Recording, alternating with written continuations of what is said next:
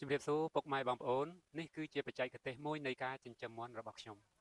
ដោយសារខ្ញុំឲ្យតម្លៃខ្លាំងណាស់ទៅលើជីវៈកសិកម្មឬក៏កសិកម្មតាមបែបសរីរាង្គដូច្នេះខ្ញុំព្យាយាមខ្លាំងណាស់ដើម្បីរកបច្ចេកទេសនៃការចិញ្ចឹមមាន់ឲ្យការចិញ្ចឹមនឹងអាចរក្សាបាននៅគោលការណ៍ធម្មជាតិឲ្យច្រើនបំផុតតាមដែលអាចធ្វើទៅបានធ្វើយ៉ាងណារក្សាឲ្យបរិស្ថាននៃការចិញ្ចឹមមាន់របស់យើងនឹងគឺមានសុវត្ថិភាពនិងគ្មានក្លិនហើយពោពេញទៅដោយអតិសកុមប្រាណល្អៗណាមួយដោយសារខ្ញុំចិញ្ចឹមមាន់នៅក្នុងបរិស្ថានក្នុងបរិវេណផ្ទះរបស់ខ្ញុំដូច្នេះបើសិនជាបរិវេណផ្ទះហ្នឹងនៅកន្លែងចិញ្ចឹមហ្នឹងវាមានក្លិន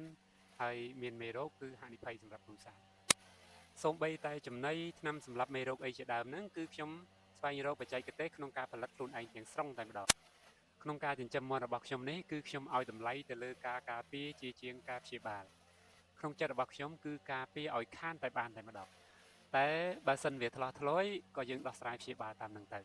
ប៉ុន្តែមកដល់ពេលនេះមាន់របស់ខ្ញុំពុំទាន់មានមេរោគវៃលុកនៅឡើយទេ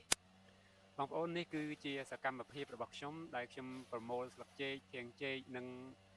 រុក្ខជាតិតូចៗដែលអាចកិនបានហ្នឹងខ្ញុំព្យាយាមប្រមូលវាកិនវាឲ្យទៅជាកម្ទេចតូចៗហើយខ្ញុំយកទៅរោយបាចនៅតាមទ្រុងមាន់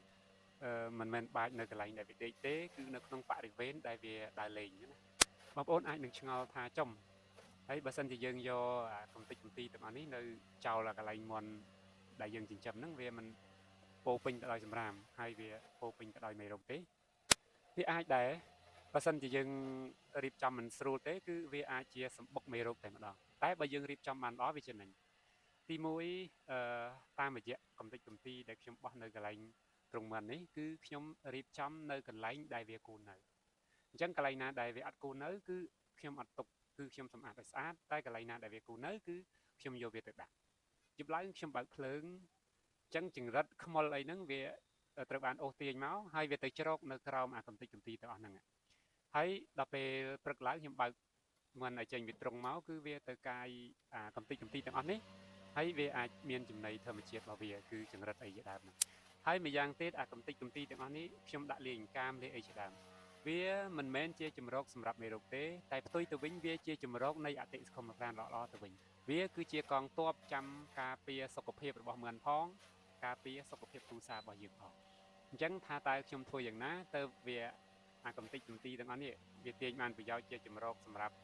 សត្វល្អិតដែលមានប្រយោជន៍ហើយវាជាជំរករបស់អតិសកុមប្រាណល្អៗដែលធ្វើឲ្យបរិស្ថានជុំវិញផ្ទះនិងកន្លែងការចិញ្ចឹមរបស់យើងនឹងវាមានសុវត្ថិភាពអញ្ចឹងវីដេអូបន្តបន្ទាប់ខ្ញុំនឹងធ្វើការបញ្យល់អញ្ចឹងវីដេអូនេះខ្ញុំសូមសង្ខេបខ្លីប៉ុណ្ណឹងជម្រាបលាសូមអរគុណ